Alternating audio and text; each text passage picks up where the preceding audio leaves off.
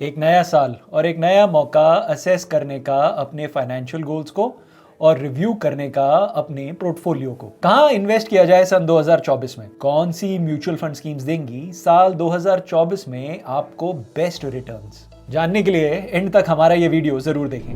नमस्कार, मैं हूं मनीष तनेजा और आप देख रहे हैं जेड फंड्स। जेड फंड्स जहां आप कर सकते हैं डेली एसआईपी।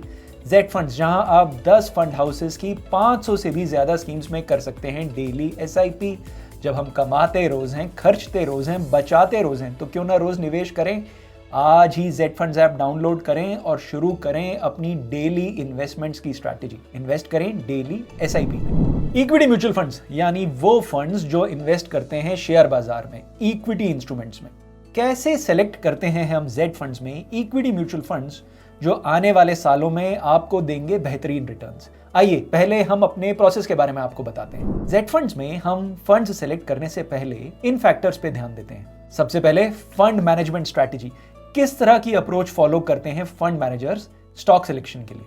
यदि fund managers high growth companies यानी उन कंपनीज में इन्वेस्ट करते हैं जिनकी सेल्स और प्रॉफिट्स तेजी से ग्रो कर रहे हैं, तो फंड मैनेजर्स फॉलो कर रहे हैं ग्रोथ स्ट्रैटेजी। यदि फंड मैनेजर्स ऐसी कंपनीज में इन्वेस्ट कर रहे हैं जो बाजार के उतार चढ़ाव के कारण अभी सस्ते में यानी लो वैल्यूएशंस पे उपलब्ध हैं, तो फंड मैनेजर्स फॉलो कर रहे हैं वैल्यू इन्वेस्टमेंट स्ट्रैटेजी।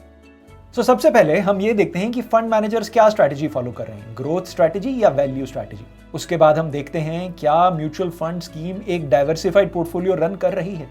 हम म्यूचुअल फंड्स में इसलिए इन्वेस्ट करते हैं क्योंकि म्यूचुअल फंड्स अलग अलग तरह की इंडस्ट्रीज की, अलग अलग तरह की कंपनीज में इन्वेस्ट करते हैं, यानी एक डाइवर्सिफाइड पोर्टफोलियो बनाते हैं।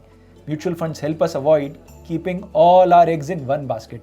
तो जेड फंड्स में हम देखते हैं कि पोर्टफोलियो कितना डाइवर्सिफाइड है। फिर हम देखते हैं फंड का ट्रैक रिकॉर्ड। कितने साल पुरानी है ये म्यूचुअल फंड स्कीम? बाजार के कितने उतार चढ़ाव देख चुकी है ये म्यूचुअल फंड स्कीम? कितना एक्सपीरियंस है फंड मैनेजर्स को और फंड मैनेजमेंट टीम को इस म्यूचुअल फंड स्कीम को मैनेज करने का? फिर हम देखते हैं स्कीम की एसआईपी बुक यानी सिप बुक। फंड मैनेजर्स के पास कितना रेगुलर इनफ्लो है ताकि वो बाजार के उतार चढ़ाव को मैनेज करते हुए इन्वेस्टर्स के लिए ऑप्टिमम रिटर्न्स जनरेट कर सकें। जी हाँ, हम इन स्कीम्स की एसआईपी बुक भी एनालाइज करते हैं। Finally out performance. कितना आउट परफॉर्म कर रही है स्कीम अपने बेंचमार्क को? यानी सेंसेक्स अगर 10% से बड़ा है तो क्या स्कीम की एनएवी भी 10% से अधिक से बड़ी है? आफ्टर ऑल हम एक्टिवली मैनेज स्कीम्स की बात कर रहे हैं, यानी इन स्कीम्स का अपने बेंचमार्क को आउट परफॉर्म करना जरूरी है। जेड फंड्स की प्रोडक्ट टीम ने इन सभी फैक्टर्स पे 400 से भी ज्यादा म्यूचुअल फंड स्कीम्स को रिव्यू किया है और उसके बाद हम दे रहे हैं आपको रिकमेंडेशंस इस वीडियो के थ्रू। इस वीडियो में हम आपको बताएंगे उन म्यूचुअल फंड स्कीम्स के बारे में जो साल 2024 में हेल्प करेंगी अचीव करने में आपको आपके फाइनेंशियल गोल्स। तो हम कौन कौन सी कैटेगरीज की स्कीम्स के बारे में आपको बताएंगे? हम आपको बताएंगे large cap, flexi cap, multi cap, mid cap, small cap, ELSS और बैलेंस्ड एडवांटेज फंड की स्कीम्स के बारे में। आगे बढ़ने से पहले मैं बताना चाहूंगा, अब आप जेड फंड्स के माध्यम से ले सकते हैं अपनी म्यूचुअल फंड इन्वेस्टमेंट्स के अगेंस्ट लोन्स। जी हाँ, loan against your mutual fund investments. तो अगली बार जब आपको पैसों की जरूरत हो, अपनी इन्वेस्टमेंट्स ना रिडीम करें, जेड फंड्स ऐप डाउनलोड करें और लें एक सरल लोन। साल 2024 में best equity mutual fund schemes की कैटेगरीज में पहली कैटेगरी जिसके बारे में हम बात करेंगे है लार्ज कैप म्यूचुअल फंड्स की कैटेगरी, यानी हम बात करेंगे large cap mutual fund schemes की। इस कैटेगरी में जेड फंड्स रिकमेंड करता है Nippon India large cap fund, ICICI prudential blue chip fund और एक्सिस ब्लू चिप फंड। इन तीनों फंड्स का 10 सालों से भी ज्यादा का ट्रैक रिकॉर्ड है। ये तीनों फंड भारत की टॉप 100 यानी सबसे बड़ी, सबसे पुख्ता कंपनीज में इन्वेस्ट करते हैं। इन तीनों फंड्स ने ओवर द लास्ट 10 ईयर्स अपने बेंचमार्क को आउट परफॉर्म किया है। लार्ज कैप फंड्स को यूजुअली इंडेक्स फंड्स से कंपेयर किया जाता है। इंडेक्स फंड की जगह लार्ज कैप फंड्स क्यों? वो इसलिए क्योंकि लार्ज कैप फंड्स के फंड मैनेजर्स के पास चॉइस है इंडेक्स के अंडर परफॉर्म कर रहे स्टॉक्स को अवॉइड करने की। आप इस ग्राफिक में इन तीनों फंड्स का पोर्टफोलियो एलोकेशन देख सकते हैं। लार्ज कैप फंड्स के मैनेजर्स भारत की लार्जेस्ट और बेस्ट कंपनीज में इन्वेस्ट करके स्टेडी और कम वॉलेटिलिटी के साथ रिटर्न्स जनरेट करते हैं। यदि आप बनना चाहते हैं भारत के बेस्ट बिजनेसेस में भागीदार और आप हैं शेयर बाजार और म्यूचुअल फंड में एक नए इन्वेस्टर, तो स्टार्ट करें अपनी investment journey by investing in large cap mutual funds. आइए अब बात करते हैं साल 2024 के लिए बेस्ट फ्लेक्सी कैप फंड्स की। इस कैटेगरी में हमारे 3 रिकमेंडेड फंड्स हैं HDFC flexi cap fund, Motilal Oswal flexi cap fund और SBI flexi cap fund. Flexi cap funds यानी वो फंड्स जहां फंड मैनेजर्स के पास फ्लेक्सिबिलिटी है लार्ज कैप, मिड कैप और स्मॉल कैप के स्टॉक्स में इन्वेस्ट करने की, यानी लार्ज कैप की स्टेबिलिटी और मिड कैप और स्मॉल कैप फंड्स के रिटर्न्स में भागीदारी।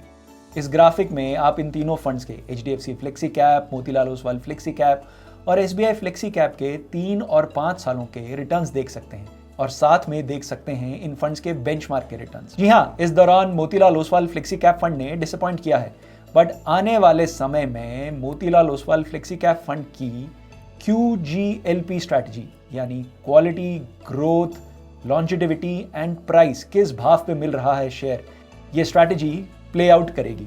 ऑलरेडी ये स्ट्रैटेजी प्ले आउट करने लगी है। इस फंड ने पिछले 1 साल में 27% का रिटर्न दिया है। कहते हैं ना, past performance is no guarantee for future returns. इसी तरह past under performance is also no guarantee for future under performance. इस ग्राफिक में इन तीनों फ्लेक्सी कैप फंड्स की आप मार्केट कैप एलोकेशन देख सकते हैं। Flexi cap funds large cap की स्टेबिलिटी और mid and small cap funds के रिटर्न्स में भागीदारी। 2024 में अगर आप मल्टी कैप फंड्स में इन्वेस्ट करना चाहते हैं तो हम रेकमेंड करेंगे ये 3 funds, Nippon multi cap fund, ICICI prudential multi cap fund और HSBC multi cap fund. Multi cap funds mutual fund schemes की एक नई कैटेगरी है।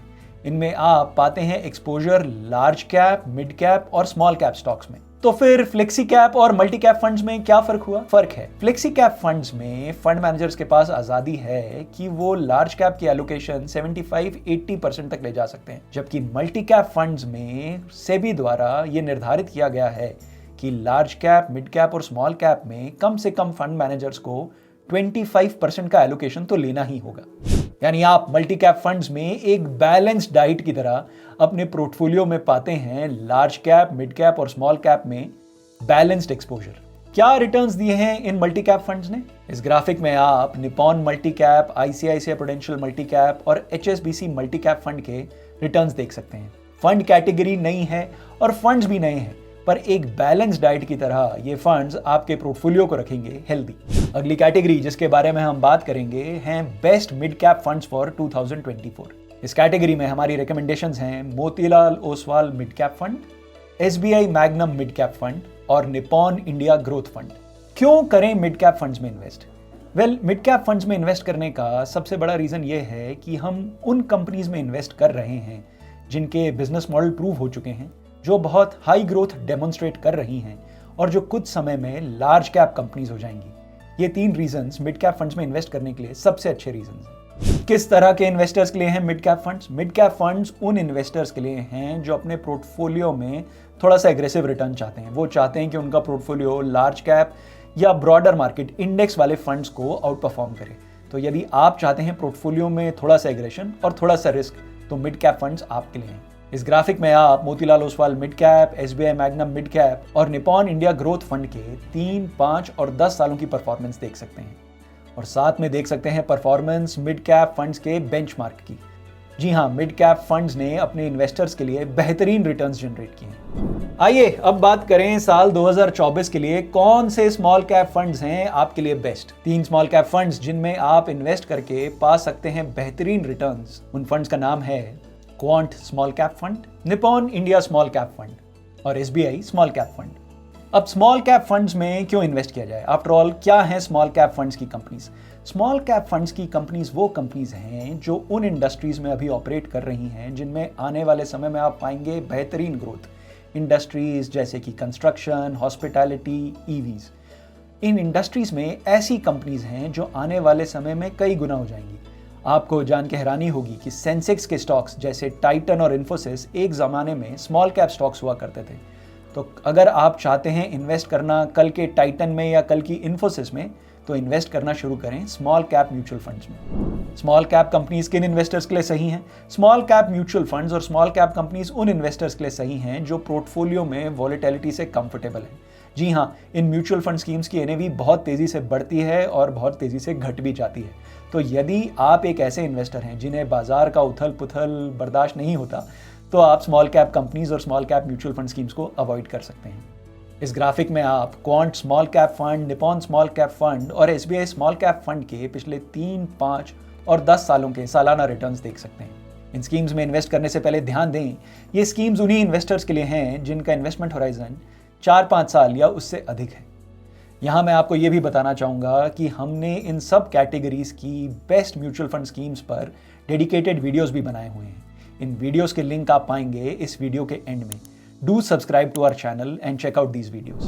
बेस्ट म्यूचुअल फंड्स फॉर 2024 की बात हो और हम टैक्स सेविंग स्कीम्स की बात ना करें, यानी ELSS स्कीम्स की बात ना करें, तो फिर वीडियो किस बात का। 2024 के लिए हमारे द्वारा रिकमेंड की जा रही इक्विटी लिंक्ड सेविंग स्कीम्स हैं DSP tax saver fund, Motilal Oswal ELSS tax saver और बंधन टैक्स सेवर।